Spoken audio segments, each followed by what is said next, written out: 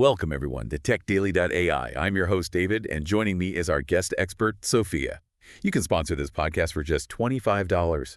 Your message will be featured across major platforms like Apple Podcasts, Amazon Music, Spotify, and more. If you're interested, visit TechDaily.ai to get started today. Hey, it's really great to be here. Yeah, glad to have you. So I want you to picture something that has probably happened to you, or, at least someone you know. Oh boy, I think I know where this is going. Right. Okay, so it's exactly 11:59 a.m. You're sitting at your computer, just staring at the screen, waiting for this highly anticipated limited edition sneaker drop. The tension is real. It is. And the clock strikes noon. You instantly click refresh. You frantically hit, add to cart. Yes, they're gone. Gone. Sold out in literally 30 seconds. Yeah. And I mean, the worst part isn't even missing out on the shoes. No, it's knowing who beat you. Exactly. It's that sinking realization that it wasn't like a bunch of other passionate sneakerheads. You lost to a massive fleet of automated bot resellers.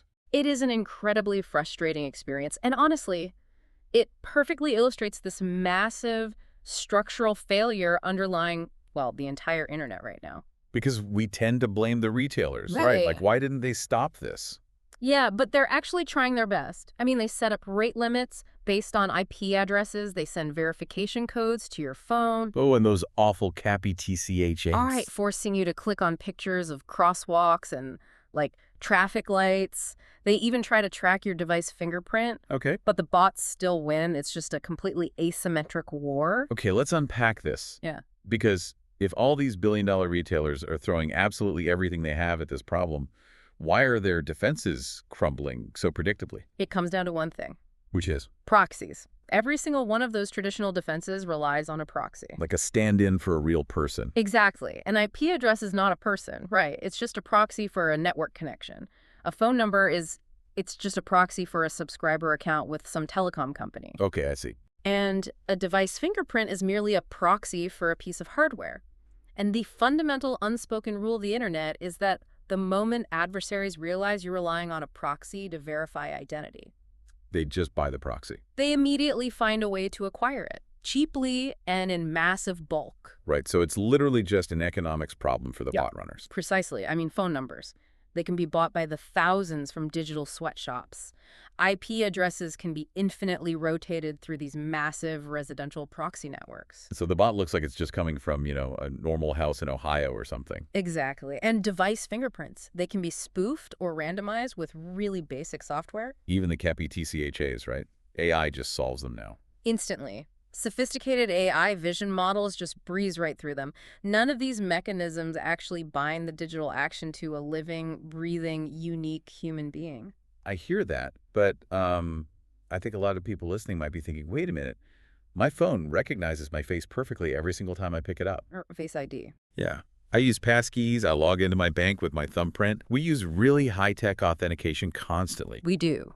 So if we have the technology to securely unlock a bank account, why on earth can't we use that same technology to stop a bot from buying sneakers? That is the crucial distinction we need to make today. It's the difference between authentication and uniqueness. Authentication versus uniqueness, they sound kind of similar. They do, but mathematically, they are entirely different universes. Look, Face ID on your phone is a one-to-one matching problem, meaning the system already has your specific face template safely stored inside the phone. When you looked at the camera, it's just asking one simple question. Is the person standing here the exact same person who registered this device? Oh, I get it. It's like checking an ID at the door of a private club. You literally just need to match the face standing there to the photo on file. Yes, exactly. And because the comparison space is exactly one, just your stored template, the math is incredibly forgiving. How forgiving? Well, even if the facial recognition software has a natural error rate of, say, 1 in a million, your phone will still unlock reliably for you, and it'll deny almost everyone else on Earth. Okay, but the sneaker store isn't doing a one-to-one check. No, the sneaker store isn't asking if you are the homeowner. The sneaker store is trying to figure out if you, as a buyer, are different from every other person who has ever bought those shoes. So instead of checking one ID at the door, it's like, what, scanning a stadium of 1 billion people to ensure you haven't seen this specific face in any of the seats before? That's a perfect analogy, and that is exactly where the math shatters. It shatters. Yeah, because if you take that same 1 in a million error rate that works beautifully on a smartphone, Right. and you apply it to a one-to-many search against a billion people, you are going to get roughly 1,000 false matches every single time you run a query. Oh, wow. So 1,000 legitimate customers will be told, hey, you already bought the shoes, when they didn't. Exactly. Imagine the customer support nightmare. To make this work at the scale of the global internet, the error rate per comparison needs to be astoundingly low. Wait, how low are we talking? On the order of 1 in 100 billion or better. 1 in 100 billion. Yeah. So practically every consumer-grade biometric method you use today, your face, your fingerprints, is just immediately ruled out. They aren't detailed enough. We have built an incredible amount of authentication infrastructure over the last 20 years, but we have almost zero uniqueness infrastructure. But wait, if we have to search a massive database of 1 billion people just to prove I am unique, that creates a terrifying paradox. How so? Well, how on earth do you verify someone against 1 billion other people without knowing exactly who everyone in that database is? Here's where it gets really interesting. Because the proposed solution to this massive math problem involves scanning the iris of the human eye. And I know a lot of people listening will instantly recognize this. We've all seen the headlines, people lining up to look into these metallic orbs for projects out there. The shiny silver spheres. Exactly. And honestly, it sounds incredibly dystopian. I mean, if standard faces don't have enough detail and we have to physically scan our eyeballs with specialized hardware, who is holding all these eyeball scans? It's a very valid concern. It sounds like the ultimate privacy nightmare. What's fascinating here is how the engineering directly addresses that exact dystopian fear. Because, look, the skepticism is entirely warranted. Right. Fingerprints can be lifted from a coffee cup. Faces change with age. They can be altered. And surprisingly, human facial structures actually share a lot of commonalities. So why the iris? The iris is one of the very few biometric features with enough entropy. Entropy meaning detail. Yeah, random complex detail. Enough for a billion-scale comparison. The chance of two unrelated humans having matching irises is so infinitesimally small, it's practically zero. Okay, but you absolutely cannot just use a regular phone camera to do this, right? No, absolutely not. Why not? I mean, phone cameras are incredibly high resolution now. My phone takes amazing macro shots. It's not about resolution. It's because a phone camera is a highly vulnerable piece of software. Oh, like it can be hacked. Exactly. If a system relied on phone cameras, a bot operator could just inject malicious software into the camera pipeline to feed it a fake video. Or I guess much simpler. Someone could just hold up a high-resolution printed photograph of an iris. Or a tablet playing a video of an eye blinking. Exactly. The system has to prove liveness. Prove liveness. Okay, so that's why they require custom hardware, like this orb device. Correct. These specialized devices use multispectral imaging across infrared and visible wavelengths. They run multiple neural networks locally. Locally, meaning right inside the metal sphere. Right on the device's own silicon. Yeah. And they do that solely to verify that it is looking at a living, blood-pumping human eye and not a silicone mask or a high-def screen. Okay, but addressing my privacy point earlier. Right, the data collection. The most crucial design feature here is that the original images are deleted locally on the device. Okay, I have to push back there. Go for it. Deleted locally is a really nice marketing phrase, but how does the system actually verify me if it deletes the image? It's a good question. Like, it can't just send a text message to the server saying, yep, I saw a real eye, trust me, bro. It has to send something to compare against that billion-person database. It doesn't send the image. It transmits a highly encrypted mathematical representation derived from the iris reading. Okay. But even a mathematical representation is highly sensitive data. It absolutely is. And you are right. We still have the problem of checking that data against a billion other records without any single entity actually seeing the data. Right. So how do they do that? This is where a cryptographic technique called anonymized multi-party computation, or AMPC, comes into play. AMPC. Yes. When the hardware derives your biometric signal, it immediately splits it into multiple pieces of statistically random noise. I'm struggling to visualize that. How do you split a mathematical identity into noise? Think of it like baking a cake. Yeah. But you want to keep the recipe an absolute secret. Okay, I like cake. Let's say you have 3 different bakers. You give the first baker the flour, the second baker the sugar, and the third baker the eggs. Separately, none of them has a cake. Right. They just have raw ingredients. None of them even knows what the final recipe is supposed to taste like. These bakers in the digital world are independent organizations operating servers in entirely different legal jurisdictions around the globe. Oh, so they aren't even in the same country. Exactly. They are the AMPC nodes. Each party looks at their piece of cryptographic noise and learns absolutely nothing about your underlying iris reading. Okay, but the bakers still have to bake the cake, right? Yes. The system still has to figure out if my iris matches someone who already bought the shoes. So how do 3 independent nodes, sitting in different countries with random noise, run a comparison? This is the brilliance of secure multi-party computation. These nodes can jointly compute a mathematical answer, the cake, without ever combining their ingredients back together. Seriously? They pass encrypted messages between themselves that allow them to calculate the final result. And that result is simply a, yes, this matches a previous record, or no, this is a new, unique human. While the pieces remain totally separate. Exactly. The actual biometric data is never reconstructed on any single machine.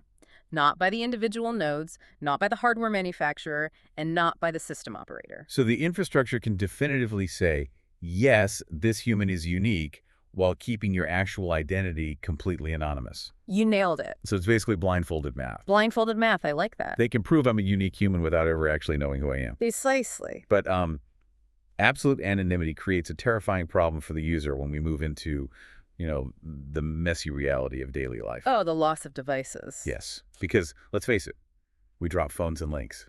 We leave laptops on trains. It happens. If my verified uniqueness is tied to a secure, anonymous credential on my device, and I lose that device, do I permanently lose my status as a verified human being? That would be a complete disaster. Right. If your credential was just a private key permanently locked on a single smartphone and you dropped it in that lake, you would effectively cease to exist in this digital ecosystem. You'd have to start from scratch. And if starting from scratch means finding another physical orb. Right. Requiring a user to travel across the city, or for some people, across the country, just to prove they still exist every single time they upgrade their phone. Yeah.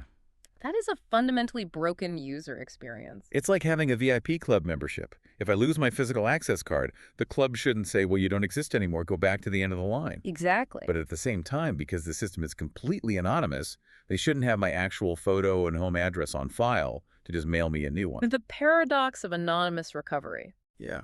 I should be able to walk up to the door, prove my humanity right there, and have them hand me a new card while instantly invalidating the one at the bottom of the lake. And that is exactly how the recovery architecture is designed. The system treats the verified human not as a single secret key trapped on a device, but as an abstract account on a public registry. A public registry, like a blockchain. Often operating on a decentralized blockchain, yes. But this registry does not hold your biometric data.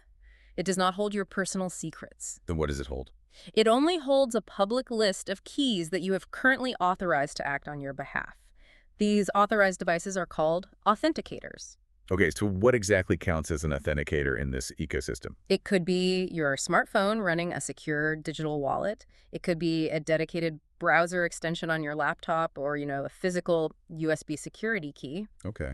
When you try to buy those sneakers, your authenticator uses its stored private key to sign a cryptographic proof. The public registry holds the matching public key. So the store can just look at the registry And say, yep, that signature is valid for a verified human without ever knowing your private secrets. Okay, so back to the lake scenario. My phone sinks to the bottom. My authenticator is totally gone. Okay. What is the actual mechanism to get my digital life back? Your account in the public registry doesn't just hold your active devices. It also designates what are called recovery agents. Recovery agent. Yeah. A recovery agent is a trusted entity whose specific job is to re-authenticate you in case of loss. So you buy a new phone, you download the app, and initiate a recovery process. And then what? Do I have to scan my eyes again? Well, not necessarily with the orb. The recovery agent runs you through a fresh, localized biometric check. often using standard mobile face authentication that was tied back to your original setup just for recovery purposes. Oh, okay. If you pass that local check, the recovery agent submits a cryptographic transaction to the public registry. And that transaction updates my file. Exactly. It mathematically revokes the public key of the phone at the bottom of the lake, rendering it totally useless if, say, a scuba diver finds it. Good luck to the scuba diver. Right. And simultaneously, it registers the new public key generated by your new phone. Your account and your verified human status persists seamlessly. That sounds incredibly convenient, but I instantly see a massive vulnerability here. The governance issue. Yes.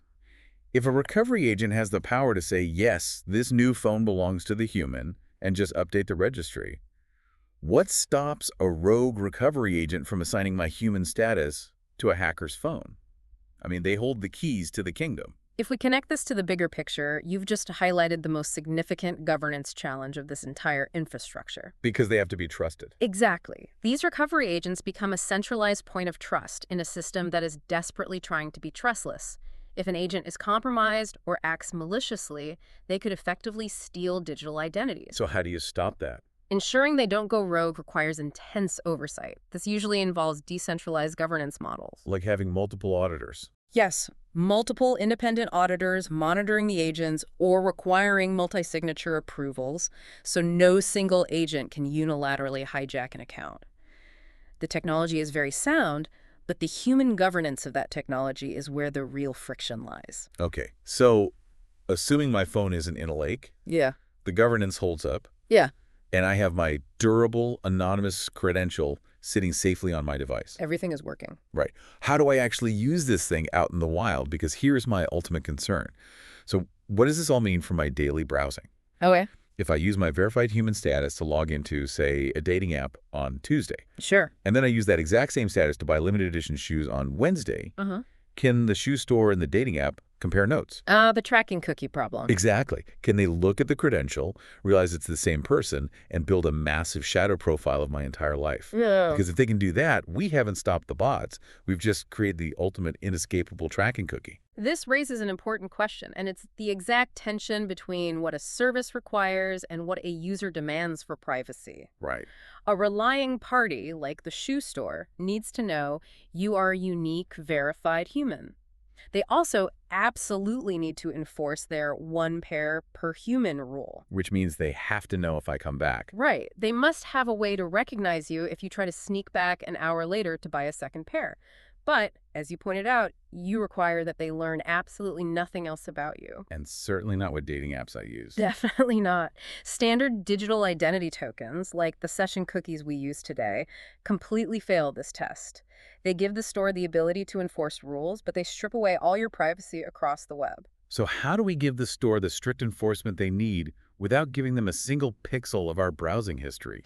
The breakthrough here relies on a cryptographic primitive known as a nullifier. A nullifier. It sounds complex, but it functions entirely on one-way mathematics. A nullifier is a unique string of numbers, but it isn't static. It doesn't sit on your phone like a serial number. So it changes. It is dynamically generated at the exact moment of the transaction, and it uses 3 specific inputs. Okay, what are the inputs? First, your private verified credential. Second, the relying party's identifier, so a specific code assigned to the sneaker store. And third, the specific action you are taking, which in this case is buying the July sneaker drop. Let me make sure I follow the mechanics here. I have my credential, the store ID, and the action. What actually happens when those 3 things combine? Let's use an analogy. Imagine your credential is a unique shade of blue paint. Okay, blue paint. The store's ID is a specific shade of red, and the action is a dash of yellow. Got it. The cryptography mixes those 3 paints together into a completely new, incredibly complex color.